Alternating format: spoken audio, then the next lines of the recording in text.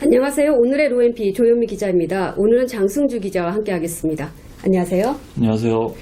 최근 상품권에 투자하면 고수익을 얻을 수 있다는 말에 현혹돼 투자를 했다가 낭패를 겪는 경우가 많습니다. 누군가 고수익을 보장하겠다라면 투자를 권유하면 어떻게 해야 할까요? 그럴 경우에는 반드시 유사수신 행위 여부를 따져봐야 합니다. 사례를 가지고 하나 설명을 해보겠습니다. A씨는 백화점 상품권 사업에 투자를 하면은 시내 백화점 상품권을 구매를 해서 이를 도매업자에게 되팔 수가 있다. 그러면 하루 0.5%의 시세 차익으로 월 10% 이상의 고수익을 창출한다. 그리고 원금은 보장이 되고 약정기간 3개월 동안 배당금으로 25%를 지급한다. 이런 말로 상품권 투자를 권유하였다가 법정에 서게 됩니다. 결과는 어떻게 나왔나요?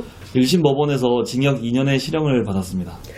그렇군요. 근데 유사수신 행위라는 게 정확히 뭔가요?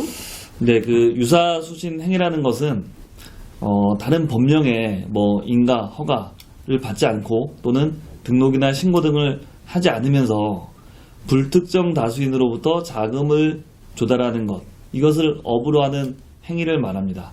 그 장래의 출자금의 전액이나 또는 이를 초과하는 금액을 지급할 것을 약정하고 출자금을 받는 행위 등을 의미합니다.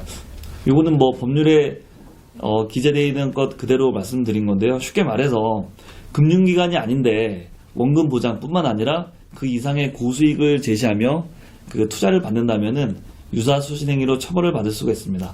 그래서 사례에서 A씨가 이 행위로 처벌을 받은 것입니다. 네, 그렇다면 처벌 수위는 어떤가요? 생각보다 처벌 수위는 높지는 않습니다.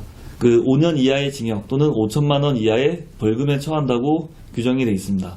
앞서 소개한 사례에서도 이 A씨는 2천억 원의 유사수신을 통한 이득을 받는데요.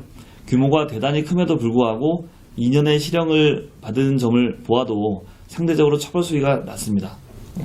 네, 그 유사수신 사건이 일단 터지면 피해 복구가 매우 어렵다라고 들었습니다. 왜 그런가요? 일단 그 형사 범죄에서 일정한 범죄의 경우에는 그 범죄 수익을 추적하는 그런 제도가 있습니다. 그 범죄 수익 은닉 규제법이라는 것이 있는데요. 네. 이 유사수신은 그 법의 적용 대상이 아닙니다. 그래서 판결 전에는 범죄 수익을 몰수하거나 또는 처분하지 못하도록 강제하기가 쉽지가 않습니다.